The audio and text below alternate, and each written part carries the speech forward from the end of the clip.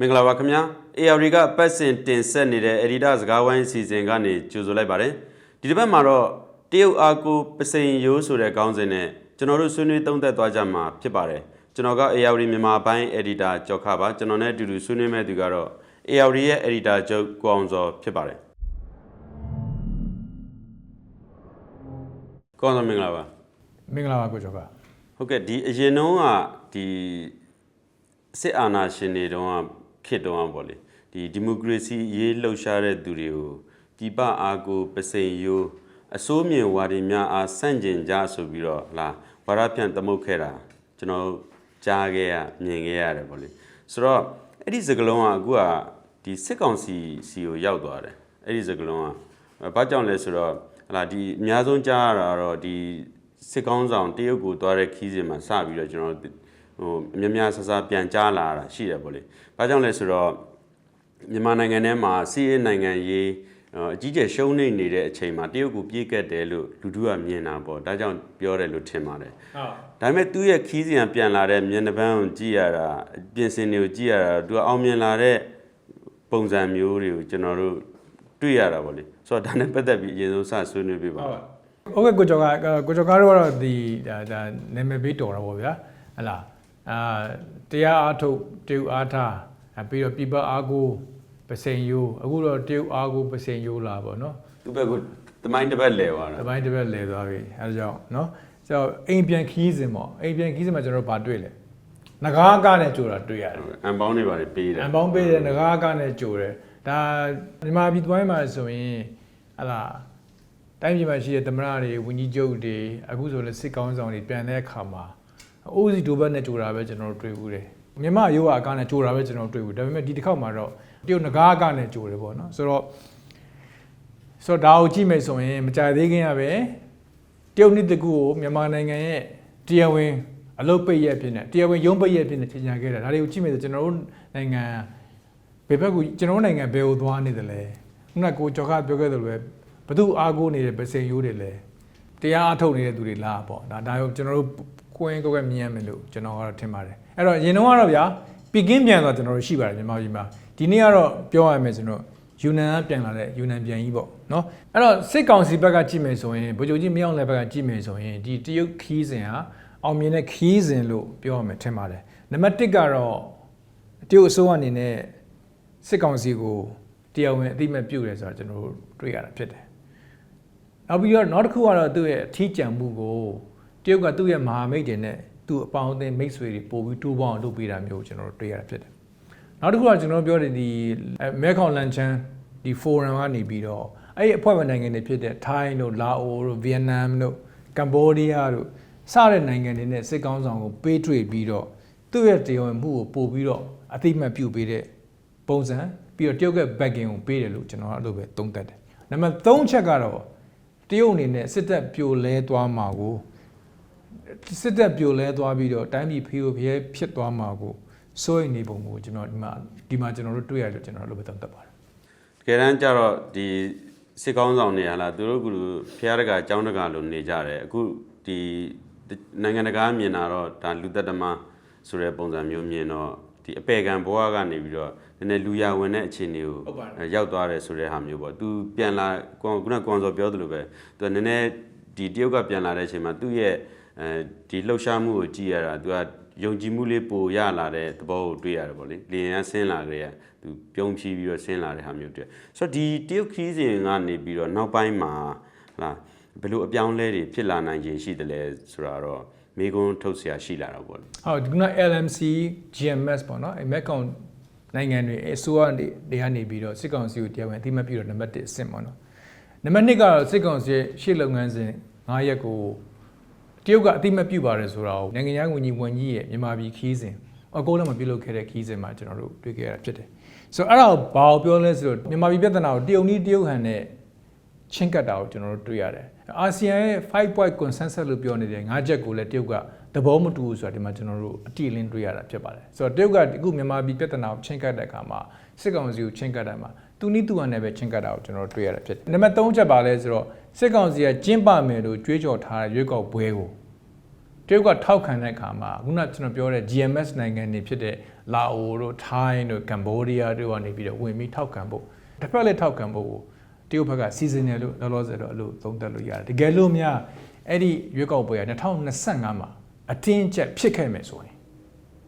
ဟလားဒါတရုတ်ကနေပြီးတော့ဒီရွေးကောက်ပွဲကိုထောက်ခံဖို့သူ့ဘေးနားမှာရှိမဟာမိတ်နိုင်ငံတွေပဲဆွဲသွင်းတယ်လို့ကျွန်တော်တို့ပြောလို့ရတယ်အဲ့လိုဆိုရင်အခြားအာဆီယံနိုင်ငံတွေဖြစ်တဲ့အင်ဒိုနီးရှားတို့စင်ကာပူတို့မလေးရှားတို့ဖိလစ်ပင်းတို့မှာရောသဘောတူမှာလားအာဆီယံထဲမှာရောထပ်ပြီးကွဲနိုင်သလားမြန်မာအရေးနဲ့ပတ်သက်ပြီးအဲ့ဒါကိုကျွန်တော်တို့တွေးရမယ်လို့လက်ရှိမြင်ကွင်းရတော့နှစ်ချမ်းအာဆီယံထဲမှာမြန်မာအရေးနဲ့ပတ်သက်ပြီးနှစ်ချမ်းကွဲနေတဲ့အခြေအနေလို့တွေးရတာပေါ့လေဟုတ်ကဲ့အဲ့လိုတွေးလို့အဲ့လိုတုတ်သွန်းတက်လို့ရတယ်ပေါ့နော်ဒီမြန်မာအတိုက်ခံတို့ပြောတဲ့အခါမှာလည်းဟလာ NUG က One China Principle လို့သူတို့ပြောတယ်အဓိကတော့ One China Policy ကိုသူတို့ထောက်ခံတာပါအချက်10ချက်ကိုပြီးခဲ့တဲ့နှစ်ကထုတ်တာကျွန်တော်တို့တွေ့ရတယ်ဆိုတော့သဘောကတော့အဲ့ထုတ်တဲ့ policy ကလည်းအရင်တော့ NLD မှာရက်တီချက်နဲ့တိတ်မကွာတာမျိုးကျွန်တော်တို့တွေ့ရတာပေါ့နော်ဆိုတော့အဲ့ထက်မှာပါလဲဆိုတော့တရုတ်ရဲ့အကျိုးစီးပွားကိုကာကွယ်စောင့်ရှောက်မယ်ဆိုတာလည်းပါတာကျွန်တော်တို့တွေ့ရတယ်ဒါပေမဲ့တကယ်ကြားတဲ့အခါမှာတော့ဟလာတရုတ်က NUG ကိုအတိမဲ့လည်းမပြုဘူးစင်းနဲ့လည်းမထည့်ပဲနဲ့အခုချိန်မှာတော့စစ်ကောင်စီကိုပြေးကတ်တာကိုစစ်ကောင်စီကိုပြေးကတ်ပြီးတော့စစ်ကောင်စီကိုထောက်ခံတာကျွန်တော်တို့တွေ့ရတာပေါ့အဲ့တော့ထပ်ပြောချင်တာပါလဲဆိုတော့ဒီ LMC ဒီလန်ချမ်းမဲခေါင် platform မှာဘာရှိလဲဆိုတော့ဒီတရုတ်ရဲ့ချင်းငွေတွေရှိတယ်အချင်းငွေတွေကမီလီယံနဲ့ချီပြီးရှိပါတယ်အဲ့ဒါတွေကိုချီးနေတဲ့နိုင်ငံတွေရှိတယ်ကမ်ဘောဒီးယားလည်းရှိတယ်နောက်ပိုင်းမှာဆိုတော့မြန်မာနိုင်ငံနေပြီးစပြီးအဲ့ဒီချင်းငွေတွေကိုစပြီးချီးတာကျွန်တော်တွေ့ရတာပေါ့နော်ဘာသွားတွေ့လဲဆိုတော့ဘယ်ကိစ္စတွေနဲ့ပတ်သက်ဘယ် project တွေနဲ့ပတ်သက်ချီးလို့ရလဲဆို agriculture လို့ခေါ်တဲ့စိုက်ပျိုးမှုမျိုးနဲ့ပတ်သက်ပြီးချီးလို့ရတယ် water resource လို့ခေါ်တဲ့ရေအရင်းမြစ်နဲ့ပတ်သက်ပြီးချီးလို့ရတယ်ပြီးတော့ digital economy နဲ့ပတ်သက်ပြီးချီးလို့ရတယ်ပြီးတော့ aerospace တွေပြီးတော့ education ပညာရေးနဲ့ပတ်သက်ပြီးချီးလို့ရတယ် public health လို့ခေါ်တဲ့ပြည်သူ့ကျန်းမာရေးလူထုကျန်းမာရေးနဲ့ပတ်သက်ပြီးလူထုကျန်းမာရေးနဲ့ပတ်သက်ပြီးချီးလို့ရတယ်ပေါ့နော်ဆိုတော့ဒါတွေနဲ့ပတ်သက်လာပြီးတော့ဒါတွေနဲ့ပတ်သက်လာ2020မှာပြုလုပ်ခဲ့တဲ့ဗကံမှာလုပ်ခဲ့တဲ့ကိုကျော်ကမှတ်မိမလားမသိဘူးဒီမဲခေါင်လန်ချန်စီဝေးမှာမြန်မာဘက်ကဆိုနိုင်ငံခြားဝန်ကြီးဟောင်းဖြစ်တဲ့ဥဝဏ္ဏမောင်လွင်တက်တယ်နိုင်ငံခြားဝန်ကြီးတရုတ်ဘက်ကဆိုရင်တော့နိုင်ငံခြားဝန်ကြီးဝန်ကြီးတက်တယ်အဲ့ဒီပွဲမှာဆိုရင်မြန်မာကစပြီးအဲ့ဒီလုံးတွေကိုစပြီးချီးတာကိုကျွန်တော်တို့စပြီးတွေ့ရတယ်ဆိုတော့ဒါလည်းအတိုးနေတဲ့လုံးဖြစ်တယ်ဒါမျိုးကိုဒီလုံးတွေကိုလည်းတခြားနိုင်ငံတွေကိုပေးတယ်မြန်မာနိုင်ငံလည်းအခုချိန်မှာမြန်မာစစ်ကောင်စီကလည်းဒီလုံးတွေကိုစပြီးယူနေတဲ့ပုံစံမျိုးအဲ့ချင်းငွေတွေစပြီးတုံးနေတဲ့ပုံစံမျိုး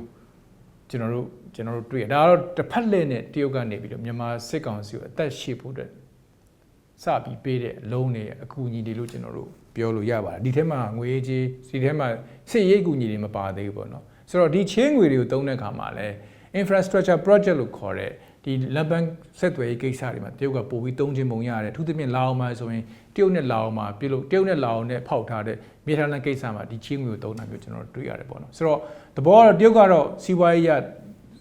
ရေးအောင်စစ်ကောင်စီကို back လုပ်ဖို့စ조사နေတယ်တစ်ချိန်တည်းပါပဲခုနကကျွန်တော်တို့ကြောက်ခမိက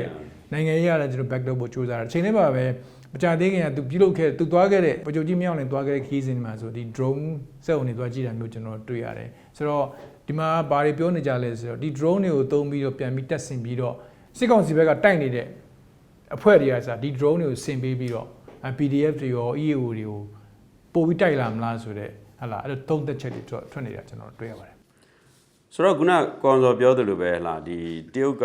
စစ်ကောင်စီကိုနိုင်ငံရေးရရေ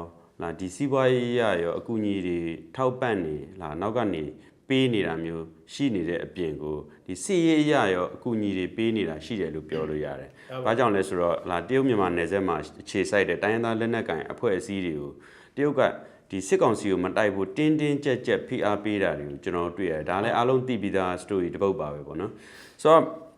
့မိကွန်းထုတ်เสียရှိတာတရုတ်ကဒီလိုမျိုးဒီတိုင်းသားလက်နက်ကိုင်အဖွဲ့တွေကိုစစ်ကောင်စီကိုမတိုက်အောင်ဖိအားပေးနေပေမဲ့စစ်ကောင်စီကရောဒီတော်လိုင်းအဖွဲ့တွေနဲ့ဒီတိုင်းသားလက်နက်ကိုင်အဖွဲ့အစည်းတွေကိုနိုင်အောင်တိုက်နိုင်မှာလားပေါ့ဒါတော့မိကွန်းဖြစ်သွားတာပေါ့လေဟုတ်ခုတော့ဖြက်လေးပြက်ပေါ့နော်ကျွန်တော်ဖြက်လေးပြက်ဆိုတော့မြန်မာစစ်တပ်ကတုံးခဲ့တဲ့ဖြက်လေးပြက်တရုတ်ကတော့အခုပိုတိုးပြီးဖြက်5ပြက်လို့ပြောတယ်ပေါ့အဲ့ဒါကခုနကကိုကျော်ကပြောသွားတဲ့ဒီ EAO အဖွဲ့တွေပုံမှာသူတို့ကဖိအားတွေပေးတယ်စစ်ရေးရဖိအားတွေအကြီးကျယ်ပေးတာတွေ့တယ်အဲ့ဒီဖိအားပေးခြင်းဒီတစ်ဖက်လက်နဲ့စစ်ကောင်စီကိုပို့ပြီးတော့ စစ်ကောင်စီကိုတစ်ဖက်လည်းနဲ့ကူညီတဲ့ပုံစံမျိုးပြောလို့ရတာပေါ့နော်ဒီလိုဖြတ်တောက်မှုတွေလုပ်မယ်ဆိုရင်တဖြည်းဖြည်းနဲ့ဒီ EAO အဖွဲ့တွေလုံးပါသွားနိုင်တယ်လက်နက်အကူအညီတွေလည်းသူတို့ပေးနိုင်တော့မှာမဟုတ်တော့ဘူးလက်နက်ခဲမိကြောက်တွေလည်းနောက်ပိုင်းမှာလုံးပါသွားနိုင်တယ်ဒါကြောင့်တိုက်ပွဲတွေပါသွားမယ်တိုက်ပွဲတွေနည်းသွားမယ်လို့တရုတ်ဘက်ကတွက်ထားဖို့ရပါတယ်အဲ့တော့ PR ပေးတဲ့အခါမှာလည်းဟာလာ KIA